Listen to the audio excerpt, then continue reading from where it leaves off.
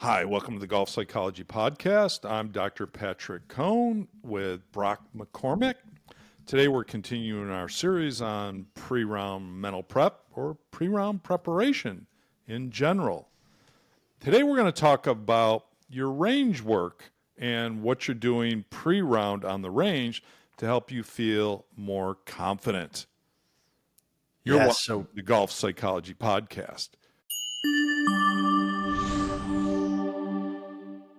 So today we're going to talk about how to use your pre-round range routine to get you feeling confident and trusting going into your round.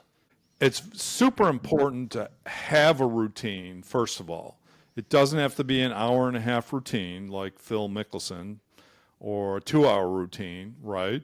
But you certainly want some type of routine that's going to help you be focused, confident, and certainly warmed up before the round. Yeah, and the biggest thing that a lot of golfers miss out on is incorporating the mental side into their routine is they just go to the range and only thinking about their physical execution with, oh, my shot's got to feel good and I have to get good shot shape, but we don't think about getting our mind into the right headspace going into the round. How can we do a better job of that? Well, it's certainly about warming up. I mean, you have to warm up your body, you have to get loose.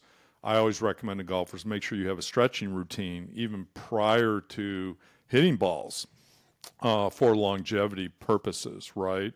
But as far as the mental preparation, you absolutely want to get into what I would call a trusting mindset. A trusting mindset is it's not a practice. When you're warming up, it's a warm up. The warm up is a warm up. It's not a practice or an instructional session for yourself. You're not self coaching. You're just trying to get into a rhythm and find a shot pattern. Yeah, and don't let one shot or a couple shots on the range define you or dictate your confidence going into the round. One strategy I like to talk about is don't be afraid to switch your clubs around on the range regularly. Don't be afraid to hit driver wedge, and alternate because most likely on the course, that's what you're going to be experiencing. It's okay during practice to, take your 7-iron and hit 20, 30 balls in a row. But pre-round, let's get a little bit more specific to what you're going to be experiencing out on the golf course. Yes, absolutely. And the one thing that I ask golfers to do is make sure you warm up your pre-shot routine. It could be your last 3 shots. It could be every other shot that you hit on the range. But certainly the last 3 or 4 shots, warm up your pre-shot routine. Go through the exact steps that you would on the golf course. Remember, we practice on a range or we warm up on a range, but we play on the golf course. And often golfers will use their pre-shot routine on the golf course, but skip that component altogether on the range.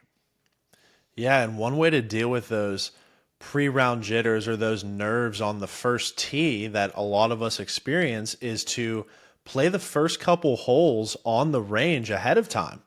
So one good strategy is to play the first couple holes on the range ahead of time to help cut down on some of those first tee jitters or nerves that you're going to be experiencing.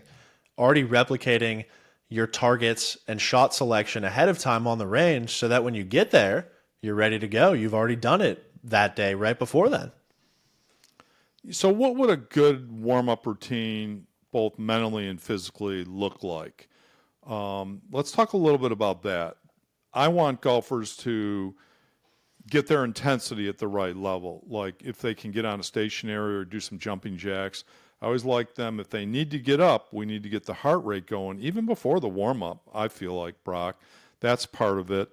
In addition, once you've done your stretching and then you have your clubs selected, a lot of golfers like to go through their even clubs, start with half shots, half wedges, hit their wedges or sand wedge, and then go through evens or their odd clubs, odd irons, and then on to 3-wood and to driver. So the biggest thing is to not judge your shots on the range and dictate how you feel about a certain club going into the round. That if you're not hitting your driver that well on the range, that doesn't mean you need to put the driver away for the rest of the round. Yep, Absolutely. Be careful of judging that pre-round prep altogether. It is what it is. It's just a warm-up. It's time to get loose. You want to feel confident. Keep in mind that the overall goal is to feel confident when you go to the first tee, feel in a trusting mindset when you go to the first tee, and feel composed as well, and you're not overamped or anxious.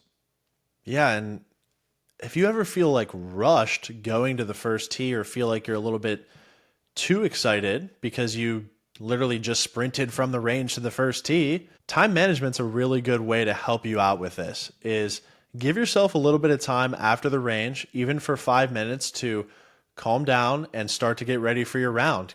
Review your core strategy, engage in some positive self-talk to get yourself fired up for the round, and go through some visualization of what you're going to experience that round to get that last minute cue and dialed in for your round.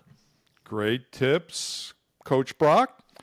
You've been watching the Golf Psychology Podcast. We're continuing our series on pre-round mental prep. If you want more information about golf psychology coaching or mental performance coaching for golfers, please jump over to our website at peaksports.com.